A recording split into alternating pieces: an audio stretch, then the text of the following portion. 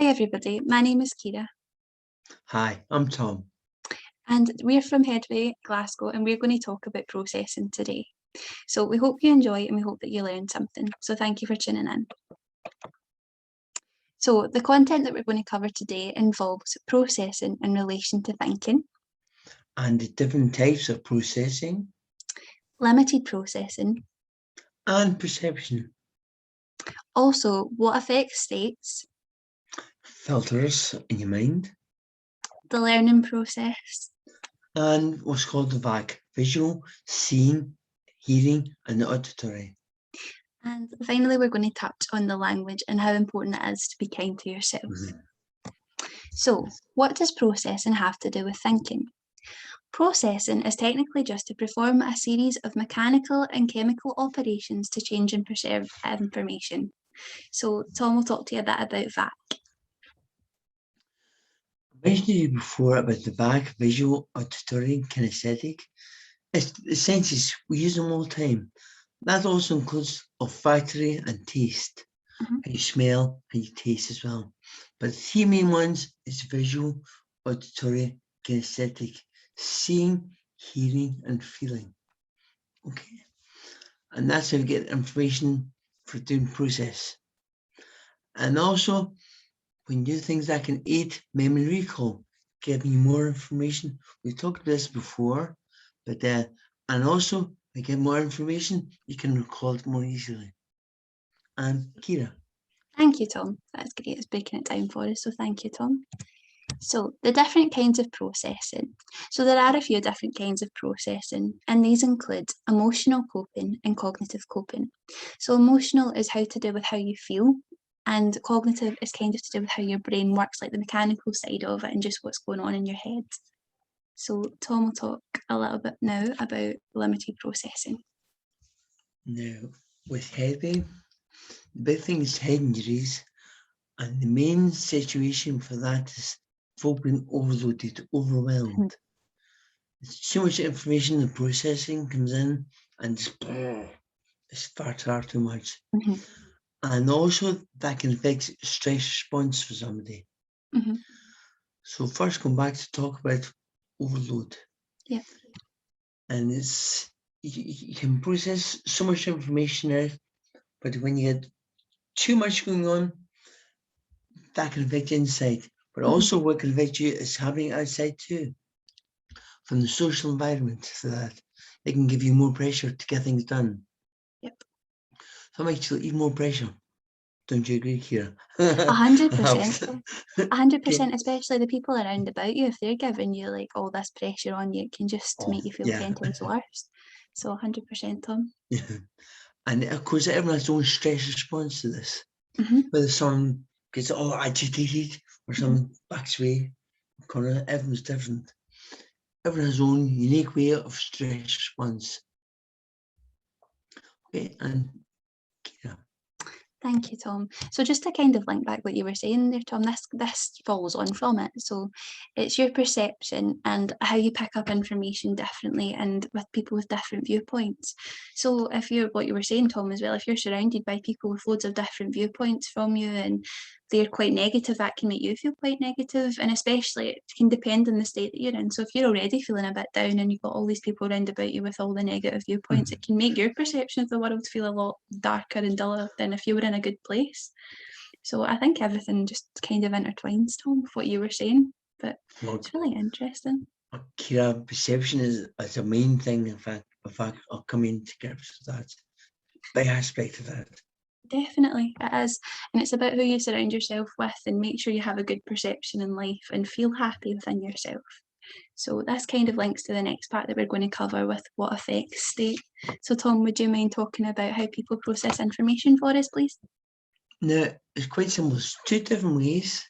There's bottom up, which is covered with the senses, Mhm. and there's top down, which is covered from thinking alone. Mhm. Bottom up is called information comes from senses, seeing, hearing, feeling, etc. Back gives information to the brain that sends that information. That's a process from that happening. Or it can be top down, can be the brain down to the body. The brain gets information that it processes, and therefore the body reacts to it. Mhm. Two different ways. But these can be different ways from different people, and everyone's different. Like some folk are more common to suit doing one thing, depending on their work, for example, or whether we're used to learning. Everyone's different in that sense. Well, I think that's really interesting, Tom, as well, because this is all going on and we don't really know what our brain's capable of, but it's so interesting that different people process things in different ways. So thank you for explaining that to us, Tom. So we're going to focus a little bit now on filters and what they are. So filters can get constructed by beliefs and values, and these all affect your view in life. So Tom, would you like to go a little bit more in depth, please, with filters? Of course, the filters, Yeah. there's cognitive processing, thinking, Mhm. emotional processing, feeling, and then there's personal values and beliefs. Now, cognitive processing tends to be someone who's very factual based. Yeah. Or it can be someone who's very emotional feeling. Mhm. Tends to be very dealing with emotions going on. Two ways of thinking. There's practical and emotional. Now, that can run out two different types of jobs, for example. Someone's very factual, like someone who's working in the police, Mhm. to someone, for example, who's in nursing, Mhm. dealing with emotions. That there's two different ways of Yep. being, using processing to suit the environment. Make a big difference in that. Yet that can be a big difference in the filters of how you actually process information, whether it's feeling or thinking based. Okay. Thank you, And Tom. thanks That's for really that. interesting. It's really interesting as well what you're saying about the different kind of jobs and how people are suited for certain due to their filters and stuff. So thank you, Tom. Would you like to talk a little bit about learning process? I know you like this topic. This is Tom. my favorite. Okay. Okay. Well, thank you. Learning happens all the time, your whole lifetime, from the minute you're born to the minute you pass away. Learning process is divided into 4 topics area. And with the 4 topics, there's 2 different parts of it. It's whether you're conscious or unconscious, whether you're competent or incompetent. Mhm. First of all, the first one is whether you're conscious or unconscious. Conscious is when you think of things going on, very linear, blah, blah, blah. It takes up so much energy and it's slower to get things done. Oh, I have to write this particular way. You're very thinking based, it's aware of what's going on. Yeah. And also there's unconscious. That's the most learning happens. You're not even aware of it, but it happens all the time. And then there's competence and incompetence, whether you can do it, whether you can do it. Okay. Mhm. As I said before, there's 4 processes. The first one, of course, unconsciously incompetent, meaning you don't know what you need to know and how to do it. And then the next stage of that is consciously incompetent. You know what to do, but you can't do it. And then, so you go in and learn how to do that. And then you're consciously competent doing things. You can do it okay, but don't hash it. I'm learning this, I'm learning this. I can only do that. This is new to me. So that happens all the time. And then when you practice it more and more often, then it becomes unconsciously competent. It just happens. It's like, for example, it's like driving. Mhm. You know, sometimes when you've driven and when you get there, you go, how did I get here? You've done it unconsciously. Another example is riding a bike. Yeah, you mean I've ridden a bike for years, but then when you get back on it again, it just happens. Yeah, you never forget how to do it. Absolutely. It's like tying shoelaces. Mhm. You just unconsciously do it. Da, da, da, done. Set away. But obviously that takes time. So when you do the process, you didn't know how to do this. Then you knew how to do it. You learned how to do it. Then you practice, and it became unconscious. Mhm. It just happens. Okay. No, that's really interesting, Tom, as well, especially because it kind of happens to everybody and everybody goes through it. Absolutely. So that's really All interesting. the Thank time. you. Thank you for breaking it down for us, Tom. I feel like it's great to understand what actually goes on in your mind. Thank So you. thank you. So we'll touch a little bit now on what Tom was talking about earlier, which is the VAC. So this is a learning process and it focuses on visuals. So what you see, what you take in from visual learning, auditory, what you hear and what you take in when you're listening and being told how to do something, kinesthetic, which is feeling. And the VAC overall is what you mostly use for processing information for your encoding, storage, recall, as well as direct action. So the VAC is a huge, huge concept in processing, and it is really interesting to kind of look at the differences in people and how they learn and how they take it in if they are visual learners. Like I know me and Tom kind of mentioned that we are both quite visual Yeah, learners and we like looking at yeah, pictures because that can speak 1,000 words sometimes. So yeah, it's really interesting absolutely. kind That's of good looking to at the know. individual differences in the VAC. So Tom, would you like to talk a little bit about? And also, Kira, I'd like to say, like visual is a big thing for me. Also, kinesthetics, feeling, especially between the massage sign of massage sign of what to do. It can be feeling, come with that. Well, that's So really I like interesting lots as well. of feeling. Yeah, Thank you, Tom. some folk prefer to learn more from hearing. Mhm, Some folk prefer to learn more by touching mhm. or doing. I know a lot of folk like that, just like to do things, and then they know how to do it. Yeah, it's really interesting that everybody has their own different way of learning, I suppose, but Absolutely, yeah. whatever works for every individual. Mhm. So thank you, Tom. If you want to talk a little bit about the perception process, because I know you've been waiting for this, Thomas, another another one of your This is faves. another one of mine. Okay, first of all, perception process.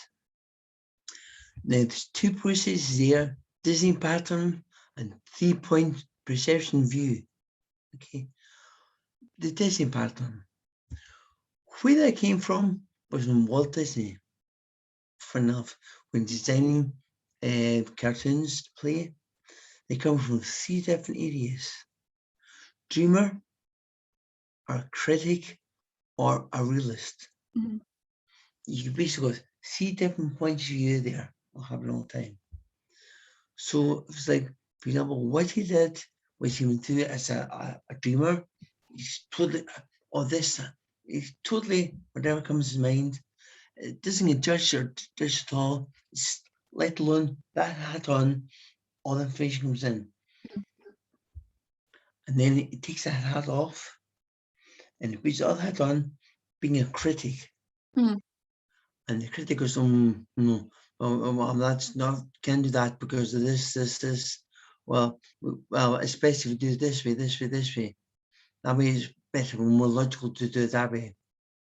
And then that hat comes off. Then third hat comes on, which is the realist. Looking two different views here, seeing one, like for example, it's like the dreamer maybe seeing, oh, I'd like to be a millionaire. We're really good to be a millionaire. I can make millions from this. And the critic was going, no, you can't be a millionaire. That's impossible to do. Can't do that. But what the realist looks thinking, well, you can't, it's not really all that hard to get more money for it, but be a millionaire, maybe that's a bit too over the top and judges. And maybe that's a bit too critical. Mhm. So maybe let's see a 6-figure number or 5-figure number. You're more suitable for that. So you get 3 points of view, different points. Also, it gives you new information rather than you've been stuck on the point of view. Just like broaden your view of things just by using that. And also, it's by the realist, it works on common denominators from 2 points of view, like what they've done there. I know this one's really good for brainstorming. Mhm. Again, it gives you a different view of things all the time. And of course, it all comes down to 3 points of perception view. I've used it many times before to different people. It makes me understand people better. Mhm. Being a dreamer, understand where they come from, then a critic, and then a realist. And also make me understand the point of view from their view of things, as Yeah. well as mine. so you get more communication between the two. So it's a very, very important thing too, is you can do anything you want to do, just wearing 3 hats. And also when you get into a hat, stay in a dreamer mode or stay in a critic mode. Don't get mixed up. Just let your line go. Get in that mode. And same thing with a realist. Okay. Thank you, Tom. That's Yeah. such a great way of looking at it, and it's a brilliant technique. So thank you for sharing that with us. And I think this links to our next point, which is talking about the language that we use when we talk to ourselves, because what you say to yourself is extremely important, because if you're really negative to yourself, then you can leave yourself just feeling so down and horrible. And like I think I mentioned to Tom the other day, I was talking as well, and I was like, Yeah. you would never be nasty to another person the way that you are to yourself, because we are our own worst critic, and your body's responding and affecting the process. And because of like the way you are with yourself, if you are so down and so negative, then you're going to feel so like you can't do things when you can do it. And if you change your attitude, and if you're nicer to yourself and kinder to yourself, then you might get this new lease of life and think, I can do that thing that I've been putting off learning because I feel like I can't do it. So it's all about changing your mindset and changing your language, and just realizing that you can do whatever you set your mind to. And I think that's the main thing that we need to remember. So Ciara, so one of the main core things about well-being is understanding and learning for yourself, appreciating yourself, and not bring yourself down so much, as you said there. Exactly. So, and it's so hard. I think we struggle the most with ourselves, and like I said, we've never been nasty to other people, so there's no reason to be nasty to ourselves, but it's realizing that, and we're all guilty of it sometimes, so it's just changing that. So thanks. We've only got the one body. Exactly, and we need to cherish it and appreciate, because our bodies are amazing and our minds are amazing for what they can do. Like we've just spoke about all this stuff that our mind's capable of, and we don't give ourselves credit for that. So but if you would like to talk a wee bit about the first homework task, Tom, that would be great for us, please. Okay. Go back to what we said earlier, and you may want to go back over and go back over and go back over it again, and that's brilliant to do that. And then you work out what you tend to use the most in back: visual, auditory, or kinesthetic. Whether you're a visual, whether you're a hearing, blind hearing, being what was said, or a kinesthetic feeling. Then that doesn't mean to you you're black and white, you're stuck in that. You can vary all through it all. But this can give more understanding of yourself is another big thing, well-being. Big thing that. Ciara. Thank you, Tom. And to follow on from that, we'd just like you to think about how you would cope from being overwhelmed with other people. So again, like Tom said, please, the material's there. Feel free to watch this video, go back over everything, and just have a think about this, because sometimes the coping strategies that you can use, if you've got them in front of you, then you know what to do if you're in a situation where you do feel overwhelmed. So yeah, like Tom said, it's great to look over and familiarise yourself with all these concepts. So yeah, thanks, Tom. Thank you. And of course, last of all is how you use today's learning to improve your life. Even if you one wee thing is it, maybe a few things, big things will help change your life. What will today's learning improve your life? That's what you want to go for from there. So 3 very good points to go from this first homework for yourself goes. Okay, Ciara. Thank you, Tom, and thank you everybody for tuning in today. We really appreciate you coming along and giving these videos a wee watch, and we hope they've helped you in some way or another. So thank you, and take care everybody. Goodbye from us. Ciao.